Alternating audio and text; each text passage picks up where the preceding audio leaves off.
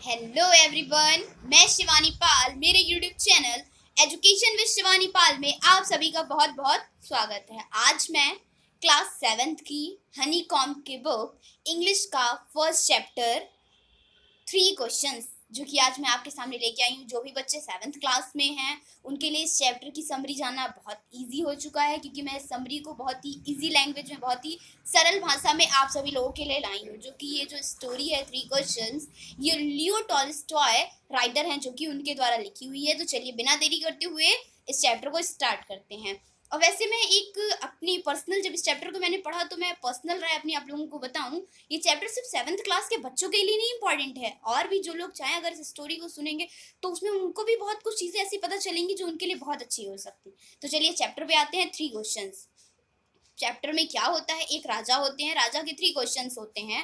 वो अपने 3 क्वेश्चंस के आंसर जानना चाहते हैं। वो आंसर इसलिए जानना चाहते हैं कि राजा को लगता है कि अगर वो उन 3 क्वेश्चंस के आंसर जान जाएगा तो वो कभी हारेगा नहीं। तो 3 क्वेश्चंस क्या थे? किसी काम को करने का सबसे इम्पॉर्टेंट समय क्या होगा? दूसरा, उसके लिए सबसे इम्पॉर्टेंट व्यक्ति कौन सा है? तीसरा, कौन सा काम करना उसके लिए सबसे इम्पॉर्टेंट होगा? पहला, किसी काम को करने का सही समय क्या है? दूसरा, कि कौन सा व्यक्ति उसके लिए इम्पॉर्टेंट है? और तीसरा, कौन सा काम करना उसके लिए इम्पॉर्टेंट होगा? इसके लिए राजा ने अपने राज्य में घोषणा की होती है कि जो व्यक्ति इन 3 क्वेश्चंस के आंसर देगा वो उसको नगद राशि इनाम में देगा। लेकिन बहुत से लोग आते हैं, बहुत से सब अपना अपना आंसर देते हैं कि राजा को ये करना चाहिए, वो करना चाहिए। पहले क्वेश्चंस के आंसर में बहुत से लोग कहते हैं कि राजा को एक टीम सेटअप कर लेनी चाहिए, राजा को एक टाइम टेबल बना लेना चाहिए। सेकंड क्वेश्चन के आंसर में कहते हैं कि जो राजा की मंत्री, पूरी जो मतलब उनकी प्रजा होती है वो राजा की हेल्प करेगी। लेकिन राजा किसी के भी क्वेश्चन से सेटिस्फाइड नहीं होता है। उसने एक हर्मिट, एक साधु के बारे में सुना होता है, उसकी बुद्धिमत्ता के बारे में सुना होता है, जो कि जंगल में रहते होते बहुत बुद्धिमान होते हैं। राजा उनके पास जाता है। राजा अपने अंगरक्षक से कहता है तुम दूर ही रहो, मैं थोड़ा सा मतलब उनकी कुटिया से थोड़ा दूरी अपने अंगरक्षक को रोक देते, खुद राजा जाते हैं। राजा बड़ी ही विनम्रता से कहते हैं कि हे साधु, मैं अपने 3 क्वेश्चन या 3 अपने प्रश्नों का उत्तर आपसे जानने आया हूँ। राजा अपने तीनों प्रश्नों को रखते हैं। हर्मिट क्या कर रहा होता है? साधु अपनी कुटिया के सामने क्यारियां खोद रहा होता है। तो वो ऊपर ऊपर उठ के देखता है, राजा का मतलब अभिवादन करता है, लेकिन फिर अपना काम करना शुरू हो जाता है। फिर अपने क्वेश्चंस को रिपीट करते हैं, तब भी हर्मिट कुछ नहीं कहता है। तो वो कहते हैं कि साधु जी आप बहुत थके हुए लग रहे हैं, लाइए मैं आपकी क्यारियां खोद दूं।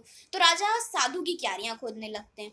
क्यारियां खोदते खोदते 1 घंटा 2 घंटा हो जाता है। राजा फिर क्वेश्चंस को पूछते हैं, तब भी साधु कुछ नहीं बोलता है। फिर खोदते खोदते खोदते मतलब राजा भी थक जाता है। फिर वो कहता है कि आप मेरे क्वेश्चंस का आंसर दे रहे हैं या मैं जाऊं? जैसे ही राजा ये बात बोलता है, साधु कहता है अरे वो देखो कोई चिल्ला रहा है। उधर से देखते हैं कि एक व्यक्ति के पेट में चोट लगी होती है, दाढ़ी वाला व्यक्ति, वो इधर ही दौड़ के चला रहा होता है। वो लोग उसको पकड़ते हैं, राजा उसकी मलहम पट्टी करते हैं, उसका ब्लड, उसके पेट से बहुत ज़्यादा खून बह रहा होता है, मलहम पट्टी करके उसको अच्छे से ठीक करते हैं। फिर रात हो चुकी होती है, इसलिए उसको अंदर कुटिया में सुला देते हैं। फिर सुबह होती है। सुबह राजा कहता है अरे मैं यहाँ क्यों आया था? 3 क्वेश्चंस के आंसर जानने आया था। फिर वो जैसे ही साधु से पूछने चलता है, राजा जो वो दाढ़ी वाला व्यक्ति होता है वो राजा से क्षमा मांगने लगता है कि महाराज मैं तो आपको खुद यहाँ मारने आया था, क्योंकि आपने पहले मेरे एक भाई को सजा दे दी थी और मेरी जमीन खुद रख ली थी, लेकिन आपने तो मेरी जान बचा ली। अब मैं आपका ऋणी हो गया हूँ। ऐसा सुनते ही राजा बहुत खुश हो जाता है। राजा फिर साधु के पास आता है कि आप मेरे तीनों प्रश्न का उत्तर दे रहे हैं या नहीं देंगे? तो जो हर्मिट होता है तब वो कहता है सबसे महत्वपूर्ण टाइम वो था जब आप क्यारियां खोद रहे थे। अगर आप क्यारियां ना खोदते, वापस घर लौट जाते, तो ये व्यक्ति दाढ़ी वाला आपको मार देता और आप कहते काश मैं नहीं आया होता। सबसे महत्वपूर्ण व्यक्ति आपके लिए मैं था।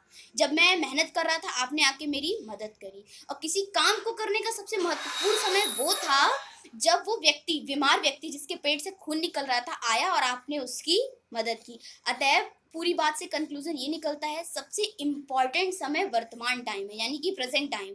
इस इस समय में जो आप कर लेंगे वही आपके लिए महत्वपूर्ण होगा। फ्यूचर किसी ने नहीं देखा है, भविष्य किसी ने नहीं देखा है, कौन किसको मिलता है। अगर राजा ने उस व्यक्ति की मदद कर दी, इस तरीके से राजा ने अपने दुश्मन को भी अपना दोस्त बना लिया। चैप्टर की यही समरी थी। चैप्टर को पढ़िए, समझिए। वीडियो अगर अच्छा लगा हो तो वीडियो को लाइक कीजिएगा, चैनल को सब्सक्राइब कीजिएगा और जितना ज़्यादा हो सके वीडियो को शेयर कीजिएगा। Thanks for watching my video.